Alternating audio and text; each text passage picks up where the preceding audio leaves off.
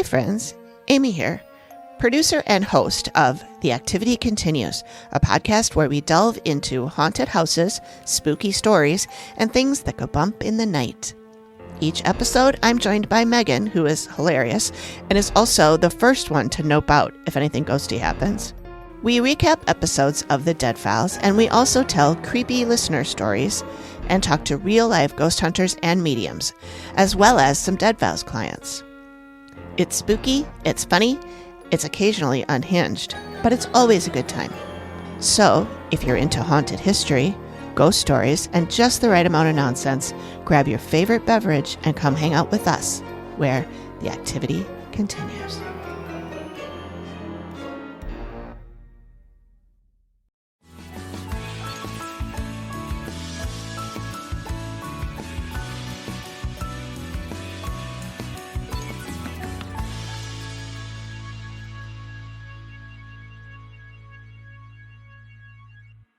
A quick heads up before we dive in. This Way In is a conversation about mental health and everyday well-being, but it is not therapy. Listening to this podcast does not create a therapist-client relationship, and the information we share is for educational and entertainment purposes only. If you're feeling overwhelmed or struggling with your mental health, please reach out to a qualified professional in your area. In the U.S., you can call or text 988 for free. It's a 24-hour crisis support line. And if you're in the UK, you can call 116-123 or text SHOUT to 85258. Never delay, disregard, or change professional recommendations or advice because of something you've heard here. And please remember that any views expressed are our own and don't represent any licensing boards. Ready? Let's get started on today's episode. Okay. Hi, I'm Brittney Baxter-Dameron, co-host of This Way In podcast. This is my other co-host, Amy. Hi, I'm Amy. I'm a mental health therapist licensed in Iowa and Minnesota. I'm a licensed independent social worker in Iowa and licensed independent clinical social worker in Minnesota. I do deep trauma work with people. That's what I do all day long. And when I do trauma work, we tend to get deep. And this podcast was kind of born from all of these deep things. And I am not a therapist. I am not licensed in anything. I am just here for the ride and to be kind of the layperson liaison between the guts and the listener. So I will be asking the questions that I hope are questions you would be asking. Questions I asked anyway when I first found out what Brittney did. Mm-hmm. Do we want to talk about how we met? Sure. Okay. So I have a podcast called The Activity Continues, and Brittney was a listener of the podcast, and she reached out to me and said, hey, have you ever thought of doing an episode on mental health and how it connects with spirits and spirit guides and all sorts of things like that? Because my podcast is kind of on the woo-woo spectrum a little bit. It's a recap show of a ghost investigation show. Mm-hmm. So that's why these two things kind of came together, and we met up and learned all about the kind of therapy that Brittney does, and it was so fascinating to me. And I was like, I need to learn everything about what you do because it's so damn cool. And so we just started talking about it, and I was learning about it, and I'm like, I think other people need to learn about this. So anyway, that's how we met. And do you want to say anything about like why you reached out to us or why that kind of was a spark to you? Yeah, absolutely. So I was listening one day. One of the guests that you had on that podcast was talking about telling your logic to just be quiet so we could listen to our intuition. And I'm like, well, I know how to do that. Do other people know how to do that? Because this is all about parts of self. And so I reached out to you, Amy. I'm like, this would be really interesting because if people do want to learn how to tell their logic to take a step back and listen to their intuition and whatnot, they got to know how. So What I do all day long for my job is EMDR, which is eye movement desensitization and reprocessing, and ego state therapy. So ego state therapy works on the different parts of our personality. There's different ones. The most popular one right now is internal family systems. I weave that in. I also use several other ego state therapies. So that's what Amy was really interested in, was the parts stuff, parts of the brain, parts of the personality. And there's so many overlaps between mental health, physical health, relational health, spiritual health, you name it.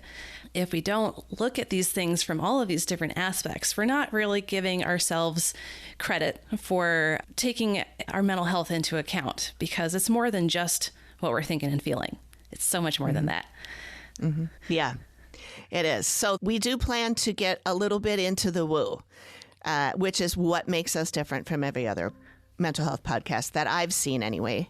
Yes. I've dug around, and a lot of the shows that I've seen are just about one specific type of therapy. I saw a whole bunch that were about EMDR. Yep. I saw a whole bunch that were about, I didn't see anything about the parts of self. I saw one podcast that was about EMDR, and they had an episode where they talked about the parts of self. But it was only like a 10-minute episode, and I thought, that's nowhere near enough time to get into that. No. So that's not even enough time to get into one of the parts. No, it's not. So we plan to do a whole series on the parts, the different parts, an episode for each one maybe, and then how to get them to interact with each other, how to pull one up when you need to, how to tell one to shh when you need to. Yes. And all of that stuff, which is so fascinating. So that's a little bit about what we plan to do. And then we've got some other things that keep popping into our heads. Me at like 4 o'clock in the morning, but that's okay. That's the best time to come up with these ideas, seriously. Yeah. I mean, we were just talking to our friend Melissa, who is going to be writing the theme song for this show yesterday. And she was saying that, like, when she wrote the theme song for my other show, it just came to her in the middle of the night, and she had to jump up and run in the bathroom and quietly sing it into her phone, and then put it together in the morning when she woke up. And she's like, when the inspiration comes, it just comes. There's nothing you can do about it. And I find that's how my creativity works too, but not with writing songs. Otherwise I'd have done it myself, but with just ideas for things. Like, I'm like, ooh, that's a good idea for blah, blah, blah. And then I talk it into my phone. And then when I get up, I listen and I go, that was not a great idea. You must have had a weird dream.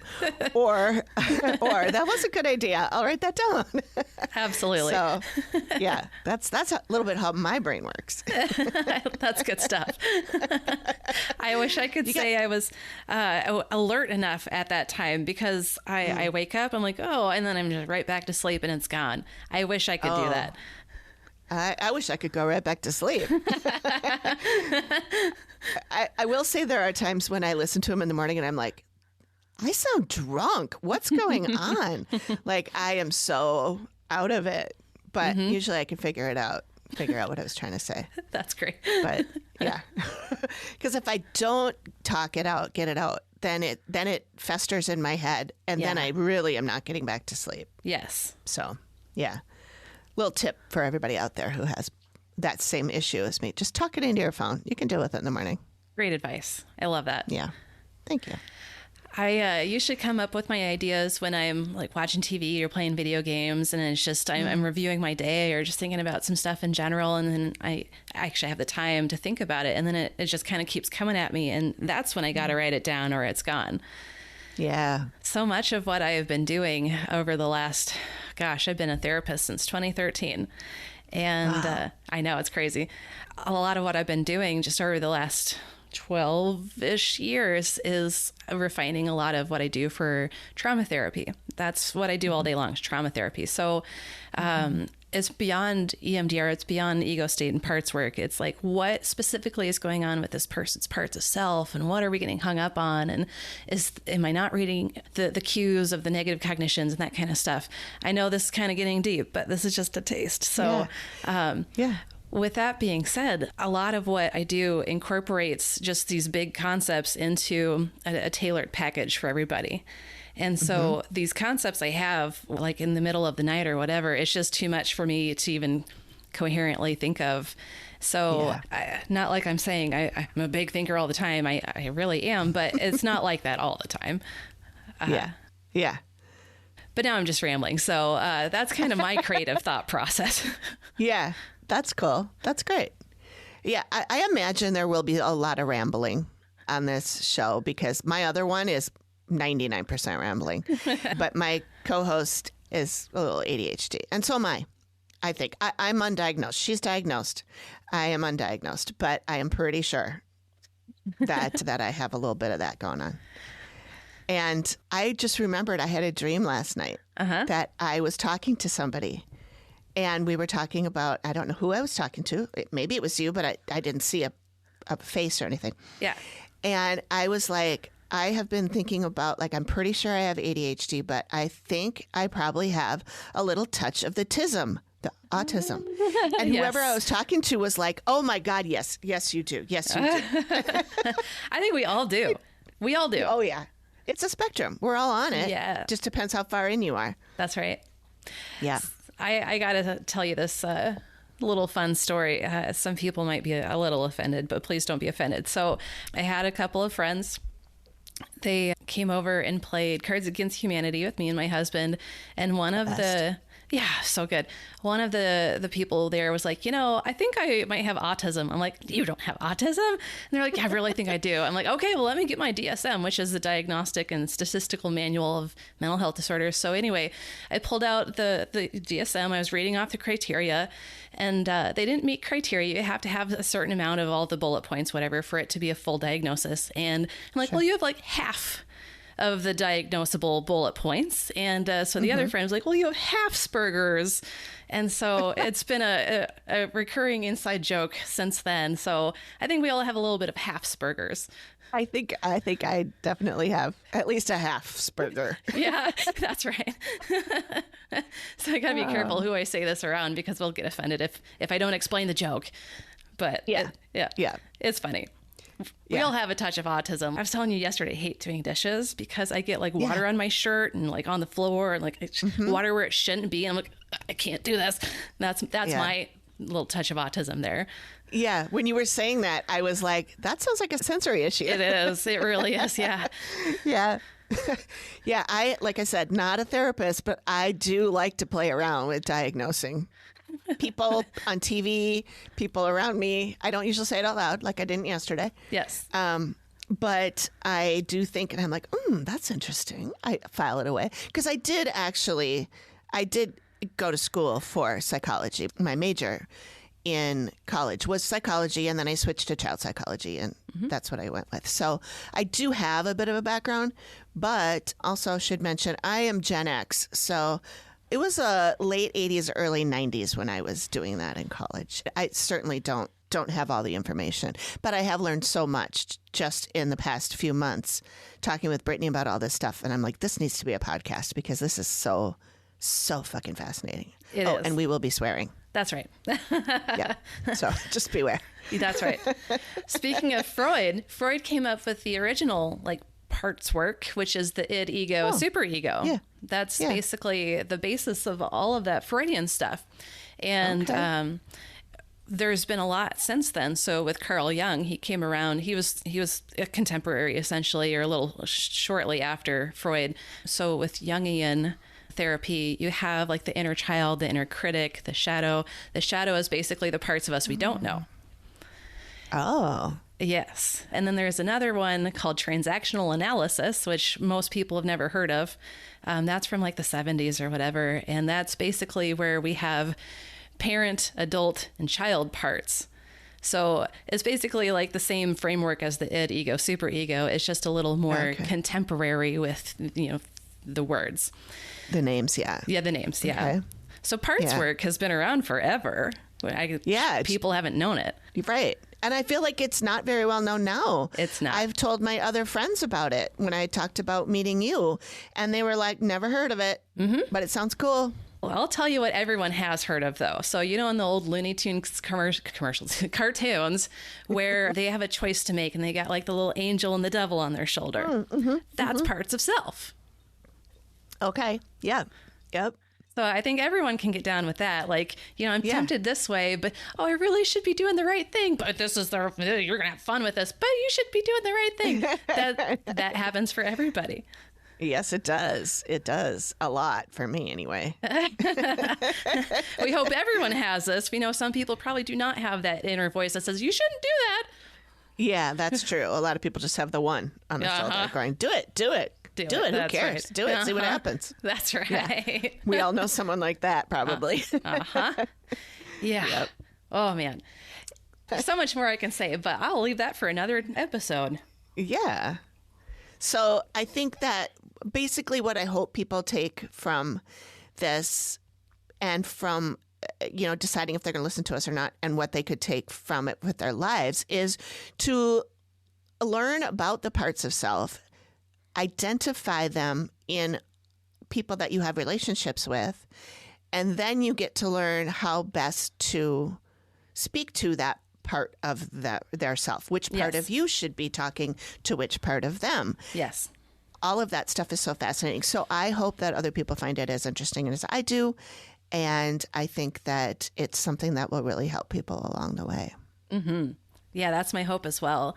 The more you can go into your own psyche, your own self, your own relationships, the better you're going to just live your life, what's best for you.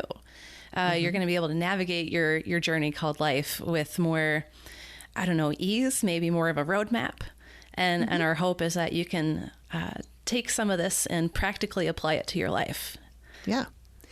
And one of the other things that we have talked about for a reason for doing this is we kind of want to be not a replacement for therapy, but we want people to be able to get a few little nuggets or little tips or little brain hacks or things like that that will help people who aren't in therapy, maybe want to, or maybe are trying to decide if they want to, or getting the guts up to ask or anything like that. So then just learning more about stuff like this and being like, hey, that seems like something that I probably should dig into. So I'm hoping we can be helpful in that way. Absolutely. Even if you're on a wait list for therapy, this is going to help with that.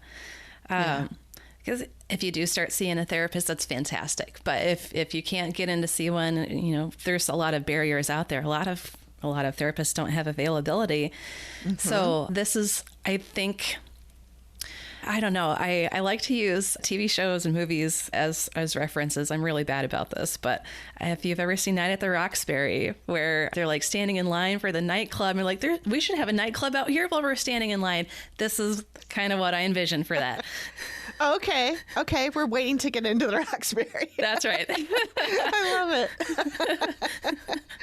I love that. One of my favorite movies. I've never seen the movie. I remember the skits, but I've never seen the movie. All right, I'll have to watch. That'll be my homework. Yeah, do. I'll have to watch that. So good. If you liked the skits, you'll love the movie. I did. I just remember thinking there's no way this can be a full movie. Oh, so good. Because the skits are long enough. Molly Shannon is classic in this. She's so I love good. her. She's great. I do love her. Yeah, I wanted to mention that's another thing that came up when we were deciding if we were going to do something like this, is that I had watched the show Shrinking on Apple TV, and I convinced Brittney to watch it. And mostly because I wanted to get her take on it. Like, I know that this is not, the things that they do in that show are not conventional. No. You don't, for example, you don't just put a patient client. Do you normally call them patients or clients? Clients. That's what I do. Clients. Okay. Yep. You put a client into the room, into the therapist's room, because the therapist isn't in yet. Yeah, you just leave them in the room. No, with all the files in there and all the... No, you can't do that. No. So just things like that. But I love that show so much. And so originally we were talking about doing a shrinking podcast, like a podcast where we talk about shrinking and talk about the different characters and what's driving them and what's going on with them and which parts of self are they dealing with and all of that. So we might maybe we'll do a little series on that at some point. Yes. Because I think that would be fun. And the other shows too. I mean, I think it would be fun to pick apart, any of those ensemble casts, Friends, New Girl, any of those kind of things, just looking at the different characters and how they interact. And then you can compare that to our lives and how we interact with people that are like that. And which one are we and all of that. I think all that stuff is really fun. So that might be something we go into. Probably will be something we go into in the future. But absolutely, yes. I found that the best way that people tend to really grasp concepts is to connect with something they're really familiar with. And that's why I do a lot of TV shows and movies and stuff, because people usually can, put two and two together really quick that way. Yeah. Well, you've seen it displayed, you've seen it acted out. And if the writing is good and the, it's done well, then it makes a lot of sense. And you can be like, oh, yeah. And you almost feel like those people had know these theories and stuff in order to be able to write characters like that, That's right. And Shrinking probably does have therapists or psychologists or psychiatrists on staff saying, yeah, that's not how that works or whatever. But they don't seem to care about ethics because one of them's living with their therapist. Yeah, that's a little bit of a boundary thing. Just a little bit. But it does make great TV. It does. Yeah, it is such a good show. Yeah. I know. I love it. Okay. Well, I think that gives you a idea of where we're going with this, what we plan to do. We're in the very early stages. And we've done a lot of talking and planning and stuff like that, but this is, the first time we've actually sat down and recorded ourselves doing anything. So I'm sure it'll evolve. Things will change. We'd also like to have guests. Yes. There are some people that we both would think would be really fun to come on and talk about things. And so, we'll have interviews too at some point. Yes. And eventually we want to open it up to any listener questions or concerns and kind of do a question and answer panel. Yeah. Several episodes, I'm sure we'll be doing that, but that's coming in the future. Yeah. I think it would be great to have a listener question every time. Open up with a listener question and see what that looks like. And, but we need the listeners. So subscribe now. And when our next episode comes out, you'll be the first to know. Yes. We are planning to do every 2 weeks. Yes. I think this is going to be a fun journey for all of us. And that's pretty much what life is. Life is a journey. We're just the tour guides here. This Way In is co-produced by Brittney Baxter-Dameron and me, Amy Lotsberg, at Collected Sounds Media. I also edit and manage the show, which is part of the Collected Sounds Independent Podcast Network.